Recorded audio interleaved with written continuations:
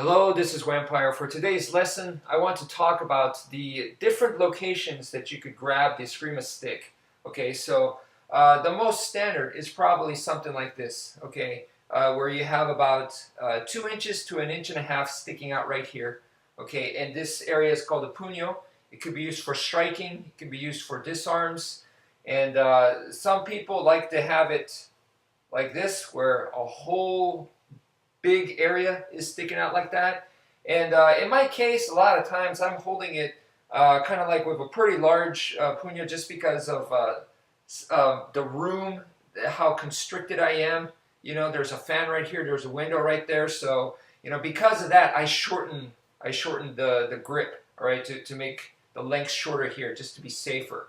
Okay, but you know, it's preference. Some people may actually prefer to have this kind of huge puño here area for combat. Okay, they may actually prefer that. There's different benefits. Like when you're holding it closer to the middle, for one thing, this area can be used, you know, like for grip switching, or maybe if you want to go two-handed grips. Okay, you'll have ample room right there, and also makes it easier to spin the stick around like that, if that's something that is important to you. Okay, and there are certain strategies. Maybe you want to hit him on both sides of the face and then go in for a disarm, you know, going for some grip switching techniques.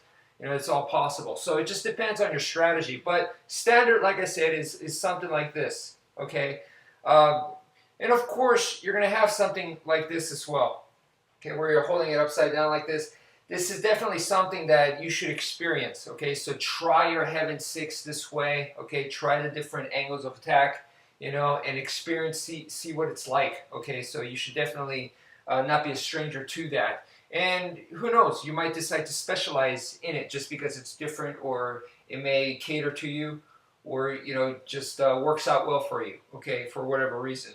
All right, so the other thing that I want to talk about really today is to actually try holding it here, okay, all the way at the end.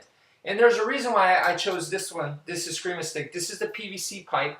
It's super rounded, nice and smooth and everything. Okay, so from here, I want you guys to grab it like this. Okay, this is going to give you a lot of leverage compared to like holding it right here. Striking wise, you get a lot of leverage if you hold it all the way down here. Same idea as nunchucks, okay? When you hold the nunchucks way up by the chain, you have a lot of good control, but not that much power. You hold it way down here, it's going to require a lot of skill because you have less control, but the leverage you get is going to be awesome. Okay, so let's grab it all the way down here. Okay, no puño, and then from here, let's practice the figure eights. I'm going to call this the downward figure eight. Okay, where you're coming downwards like this, and of course the upwards figure eight where you're going upwards like this. So practice that, and you're going to notice that the stick is going to want to come out of your hand. So please be careful. If you're going to do it indoors, be very, very careful. All right. In fact, I recommend that you don't do it out indoors. And if you are outdoors, make sure you know, if it does fly out of your hand, that you're going to be careful. You don't want it to fly out of your hand. So what this does is it's going to basically give you grip awareness. All right, so that's why it's very good to actually have a smooth stick like this, and to grab it all the way at the end here, and feel the leverage. The leverage is awesome, all right? But then also, you constantly, as you're doing this, you're going to be working on your grip, okay? I want you to be aware of it. Is it falling out? Did I move an inch up, or did I move an inch down? You need to be very aware of that, okay? So this is what we want to develop on purpose, So I like that it is a smooth stick and it travels in my hand, you know. So from there also, we're going, like I said, this holding the stick this way gives you a whole lot of leverage. So you're just doing the figure eight like this, nice downwards figure eight. And from here, one of the things that I like is it almost feels like I'm moving a chain or a rope. You know, like in the Chinese martial arts, they have the rope dart and stuff like that. It kind of feels like a very, very flexible weapon. And so when I do this, I could kind of do this motion right here. So I'm doing the figure eight like this, and then instead of striking, 1, 2, instead of striking right there, where the hand is in front of the shoulder right here. I'm going 1, 2, and there's that delay where it's actually the shoulder's carrying the stick, and then I come in with a strike. It feels more powerful. The body mechanics is more powerful actually. So 1, 2, 3, and there's that delay into a strike. Okay, so instead of going immediately into strike like this, the hand kind of falls behind, and the shoulder is almost like it's going to surpass the hand.